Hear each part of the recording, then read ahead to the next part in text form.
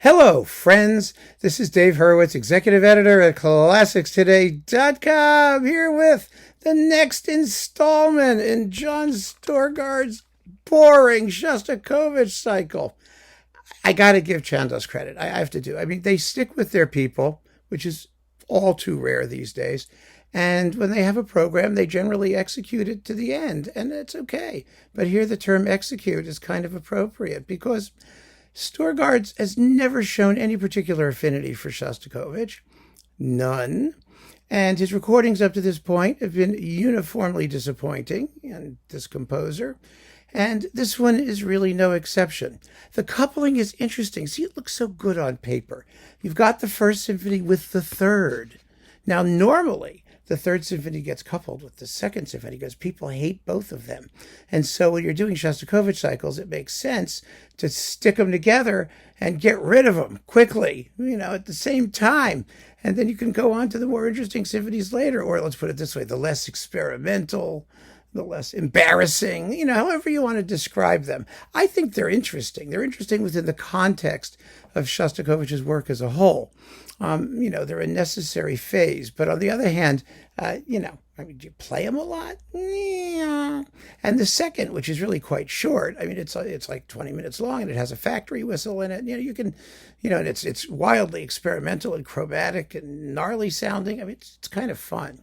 It really is. But the third usually gets compared unfavorably to the second because it's considerably longer. It's about 7 or 8 or 10 minutes longer. And it's mostly, thematically speaking, easier on the ear, but that doesn't mean it's like better in terms of its thematic quality or content. And it's a patchwork. It's all just sort of, it sounds like it's kind of jumbled together. And, no one really cares for it. I know there will be people who say, it's my favorite Shostakovich symphony. I don't care, nor does anybody else. So don't waste our time by saying how bizarre you are that your favorite Shostakovich symphony. If that's true, there's something not happening correctly in the circuitry up there. So let's just be clear about that. Anyway, none of that is the point because you've got the first and the third. We were talking about couplings before that stupid digression. Excuse me. We were talking about couplings. And the other interesting things are the two early scherzi, Opus 1 and Opus 7, from 1919 and 1924, respectively. They're only 5 minutes and 4 minutes to get, long.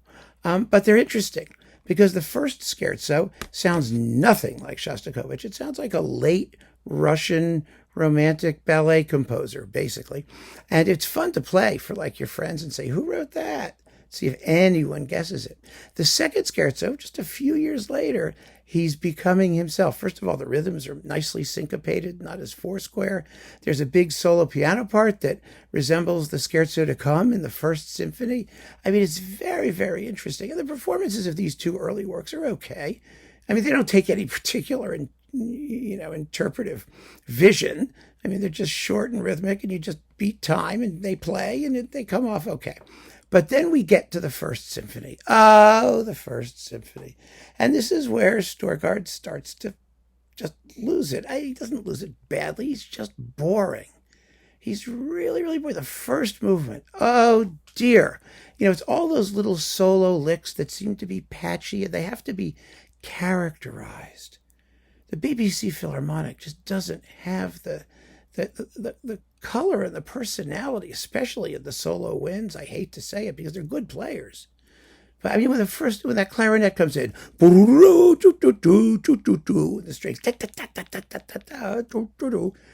there could be so much more than what we get here. It's just accurate note playing without personality. And God, Shostakovich demands personality in this symphony, especially in this first movement.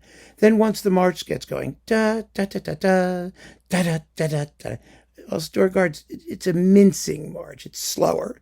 He slows down the tempo, which I think is excessively slow, and then he really dots the rhythms. Da da da da da da da da da da. It's like it just doesn't have that insolence that the music is supposed to have. It has to have swagger. And then the climaxes are just a clogged up mess. Where do the trumpets go? What happened to them? They have the tune.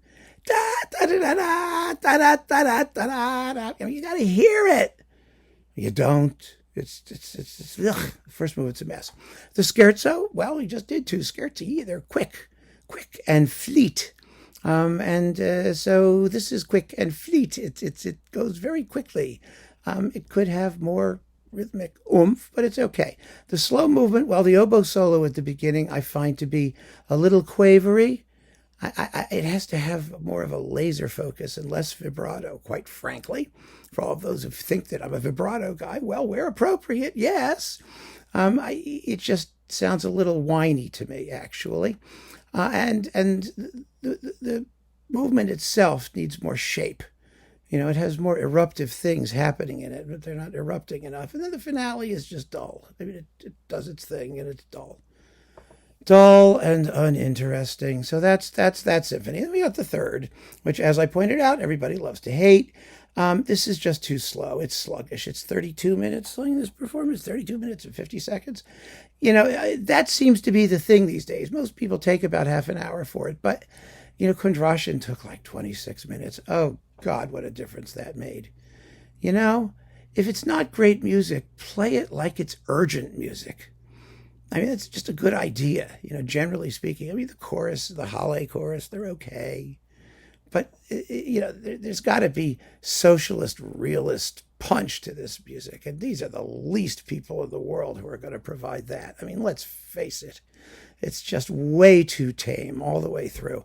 And so another boring and undistinguished entry in an undistinguished Shostakovich symphony cycle. Keep on listening, friends. Maybe something good will pop out. Who knows? Take care.